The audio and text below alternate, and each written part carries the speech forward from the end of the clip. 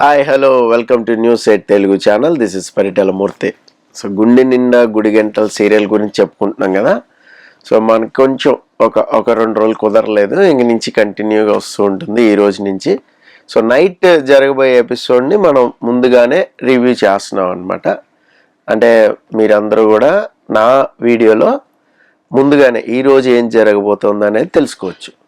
So మీకు తెలుసు కదా, కపుల్ కాంటెస్ట్ అనేది జరుగుతుంది. అందులో భాగంగా వివిధ రౌండ్స్ అనేవి జరుగుతున్నాయి. సో ప్రీవియస్గా ఎలా ఎండ్ అయింది ఎపిసోడ్, ప్రభావతి నడుము పట్టేసుకుని ఆ కుర్చీ మీద నుంచి పూలు ఆగినప్పుడు కొంచెం ఇదైపోయి నడుము పట్టింది. ఇంకా ముగ్గురు కోడళ్ళు వచ్చి రెడీ 1 2 3 అని మీనా నడుముని వెనక్కి లాగి సెట్ చేస్తుంది. సెట్ అయింది అత్తయ్య గారు అంటే, ఆ సెట్ అయింది అనుకుని వెళ్తారు. అందరూ కూడా అమ్మాయిని ఊపిరి పీల్చుకుంటారు. ఇక పక్క నుంచి అక్కడ కామాక్షి ప్రభావతి కూర్చోగానే కామాక్షి సెటర్లు వేస్తూ ఉంటుంది. ఇక నువ్వు కూడా ఓడిపోయినట్టే కదా, వచ్చేసి మనం ఎదురుకుండా ఉన్న కొట్లో కేజీకి చీరలు అమ్ముతున్నారంట, అవి కొనుక్కుందాం పద అంటుంది. అది చాలా ఫన్నీగా ఉంటుంది అనమాట. అక్కడ ఏమంటుంది ఒకటి బాలు వచ్చి ఫస్ట్ నాన్న నువ్వు బాధ్యత అనుకుని మోస్తున్నావు, కానీ కుర్చీ కూడా మోయలేకపోయింది అమ్మనే అని ఒక సెటర్ వేస్తాడు. సో దాని తర్వాత ఏళ్ళలాగా అయిపోయింది, ఏళ్ళలాగా వంగిపోయింది, కోడలు సరి చేయకపోతే ఏడుస్తూ ఇంటికి వెళ్ళేది అలాగే అని ఒక డైలాగ్ వేస్తాడు. సో దాని తర్వాత కామాక్షి బాగా నవ్వుతూ ఉంటుంది. నువ్వెందుకు నవ్వుతున్నావు, ఎందుకంత పైసచ్చిగా ఆనందం నీకంటే కామాక్షి ఒక డైలాగ్ అంటది, చూడు వదిన, మన ఇంట్లో కరెంటు పోయింది అనుకో బాధపడతావు, అదే ఇంట్లో కూడా కరెంటు పోయిందని తెలిసి ఆనందపడతావు అని.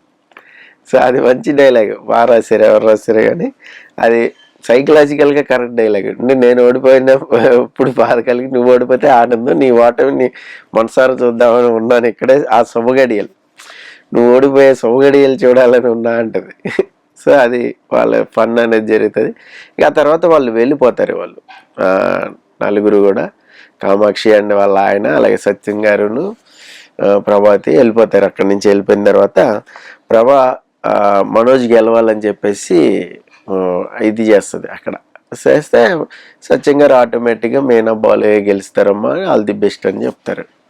దాని తర్వాత ముగ్గురు లీడింగ్ జంటల్ని అనౌన్స్ చేస్తుంది స్టేజ్ మీద యాంకర్. ముగ్గురు లీడింగ్ జంటలు ఎవరు తెలుసు కదా, ముగ్గురు కోడళ్ళు అనమాట. ముగ్గురు కోడళ్ళు కూడా స్టేజ్ మీదకి వస్తారు. ఇంకా Shruti, Ravi, Manoj and Rohini, Meena and Bal. So ముగ్గురు వచ్చిన తర్వాత ఒక క్వశ్చన్ అడుగుతారు, ఏంటంటే భార్య భర్తల జీత భత్యాల గురించి. అంటే నెల ఎంత సంపాదిస్తుందో తెలుసా. సో దీని మీద చాలాసేపు ఒక ఫన్ అనేది నడుస్తుంది స్టేజ్ మీద. సో నెలకి సంపాదన అనేది రవి శృతి తను ఎంత సంపాదిస్తుందో నాకు తెలియదు అంటే, శృతి ఇది కాదు కాబట్టి, శాలరీ కాదు కాబట్టి ప్రొఫెషనల్గా ఎంత వస్తుంది అనేది నేను కూడా అడగను, కొంత మాత్రం ఇంటి ఖర్చులకి ఇస్తూ ఉంటాం అన్నట్టు వాళ్ళు చెప్తారు.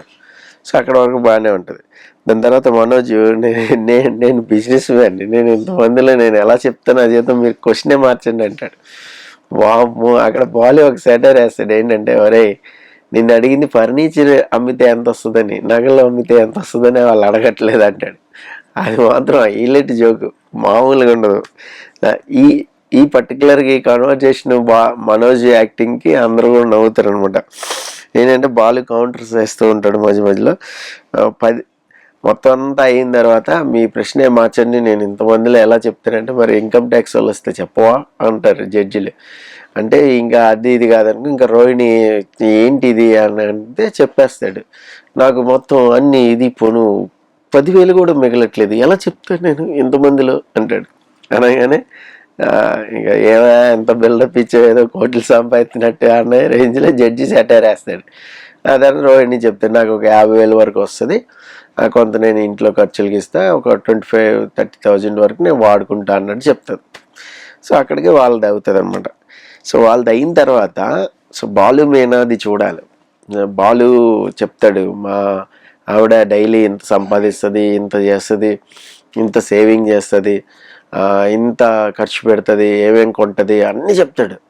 అలాగే మీనా కూడా బాలు కార్ డ్రైవింగ్లో ఎంత సంపాదిస్తాడు, ఏమేం చేస్తాడు, వాళ్ళ అన్నయ్యని చదివించింది రవిని, అలాగే వాళ్ళ చెల్లి పెళ్ళి చేసింది, ఆ అప్పులకి వడ్డీ కడతాం, అదంతా చెప్తుంది. ఇదంతా కూడా సీరియల్ చూసేవాళ్ళు ఫస్ట్ టైం తెలుసుకుంటారు ఇది. ఓహో అదే ఆ విషయం, అందుకు వీళ్ళు డబ్బులు సేవ్ చేయలేకపోతున్నారు అన్న విషయం ఇప్పుడు అర్థం అవుతుంది ఖచ్చితంగా. సో తర్వాత లాస్ట్ వెళ్తారు. ఇంకా లాస్ట్లోకి వెళ్ళిన తర్వాత నీ మనసు నాకు తెలుసు అని ఒక రౌండ్, నీ మనసులో ఉన్నది నేను చెప్పాలి లాస్ట్ రౌండ్. అది ఇదేంటంటే భార్యాభర్తల మధ్య మీ గొడవలు వస్తూ ఉంటాయా అనే క్వశ్చన్ వస్తున్నప్పుడు అవి మేము గొడవ పడ ఉంటుంది ఎవరు, రవి అండ్ శృతి. తర్వాత మళ్ళీనేమో అక్కడ కొంచెం ఇదైందనమాట వాళ్ళకి. తర్వాత ఏమో మళ్ళీ గొడవ పడితే ఫస్ట్ సారీ అతనే చెప్తాడు, రవి చెప్తాడు, అంటే శృతి కొంచెం పవర్గా. తర్వాత మనోజ్ అండ్ రోహిణి అబ్బాయి మా మధ్యలో అసలు గొడవలే రావంటాడు. ఇక ఇక్కడ మెయిన్ స్పీచ్ చూడాలి మీరు. ఏంటంటే వాళ్ళు ఒకరి కళ్ళలో ఒకరు చూసుకుని మాట్లాడేసుకున్న తర్వాత భార్యాభర్తల మధ్య గొడవలు దాని గురించి మీనా చాలా బాగా చెప్తారు. ఈ నెక్స్ట్ రౌండ్ ఏంటంటే వీళ్ళ కింద కూర్చున్నాక మళ్ళీ స్టేజ్ మీదకి పిలిచి ఒకళ్ళ కళ్ళల్లో ఒకళ్ళు చూసుకుని మాట్లాడాలి అంటారు. వాళ్ళు మాట్లాడుతూ ఉంటారు. మనోజ్ ఇక్కడ రోహిణి గురించి చెప్పిన వర్డ్స్కి రోహిణి బాగా ఎమోషనల్ అయిపోద్ది. ఇది మోసం చేయవు, నువ్వు వచ్చాకే ధైర్యం వచ్చింది, నువ్వు నాకు ఎప్పుడు అబద్ధం చెప్పు, ఇట్లా మాట్లాడతాడు. కానీ అమ్మాయి అలా కాదు కదా పాపం, ఆల్రెడీ కొడుకున్నాడు, అవన్నీ కూడా దాచి పెళ్లి చేసుకుని ఇంతకాలం లీడింగ్ చేసింది. అది ఒకసారి బర్స్ట్ అయిపోయి రోహిణి ఏడ్చేస్తుంది. నాకు తెలుసు అనుకుంటే పాపం నీలాంటి భర్త చాలా మంచివాడు అనుకుంటే హగ్ చేసుకుంటుంది. అది ఎమోషనల్గా టచ్ అవుతుంది చూసే వాళ్ళకి కూడా.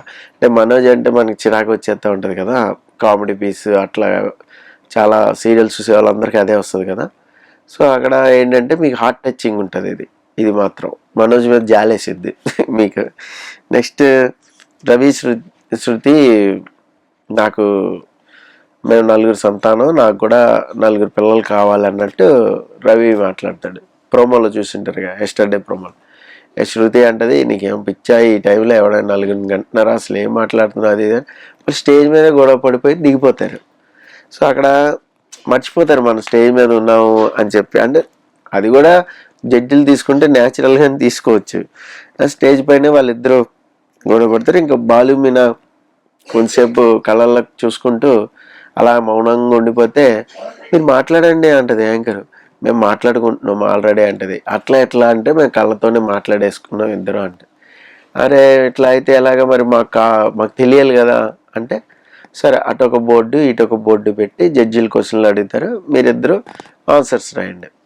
ఓకే, వీళ్ళు క్వశ్చన్లు అడుగుతూ ఉంటారు, వీళ్ళు ఆన్సర్స్ రాస్తూ ఉంటారు.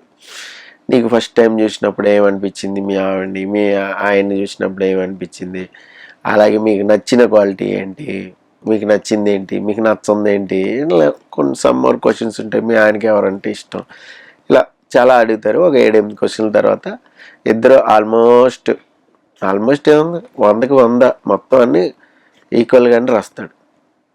ఈ బాలు ఏం రాశాడో మీనా కూడా అదే రాస్తాడు, సేమ్. అయితే ఇక్కడ కొంచెం డైరెక్టర్ గారు అక్కడ రైటింగ్ ఇక్కడ రైటింగ్ తేడా పెట్టుంటే బాగుండేది. సేమ్ రైటింగ్ కూడా పెట్టారు. సో అక్కడ కొంచెం సరే ఇట్స్ ఓకే, మనం ఏది చూసినా కూడా బోర్డులు 2 తిప్పుతారు. కానీ ఈయన రాశాడు ఆయన రాశాడు ఈక్వల్గా ఉంటుంది. నెక్స్ట్ లాస్ట్ రౌండ్లో భాగంగా ఏంటంటే డ్రీమ్ హౌస్, మీ డ్రీమ్ హౌస్ మీరు కట్టండి. అది ప్రోమోలో వచ్చింది నిన్న.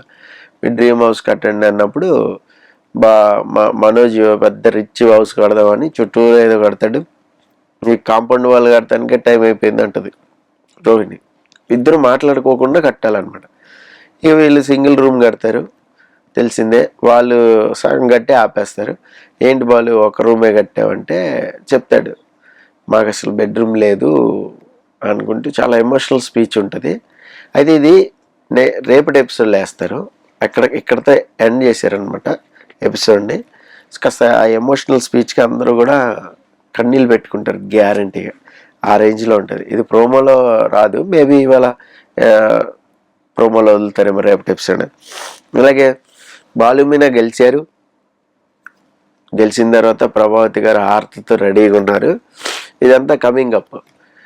మనోజ్కి రోహిణికి హారతి ఏదిరా 1,00,000 ఎదిరా అని చెప్తే మేము గెలవలేదంటే పక్కన వాళ్ళ అమ్మ మీనా వాళ్ళ అమ్మ వస్తుంది. మీనా వాళ్ళ అమ్మ వచ్చి మీనా బాలు గెలిచారు వదిన అంటది. అనగానే ప్రభావతి షాక్ అనమాట.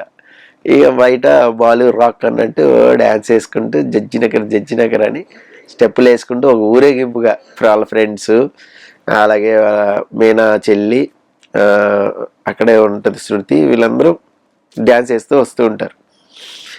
ఈ తర్వాత ఏం జరిగింది ఏంటి అనేది రేపటి ఎపిసోడ్లో మనం మాట్లాడుకుందాం, రేపటి రివ్యూలో. సో మీరు ఈ సీరియల్తో పాటు ఇంకేం సీరియల్ కావాలి అనేది కామెంట్ బాక్స్లో కామెంట్ చేయండి, అది కూడా చెప్తాను. సో రోజు మనం ఈ రివ్యూతో కలుసుకుందాం. This is Patel Murthy signing off. By by.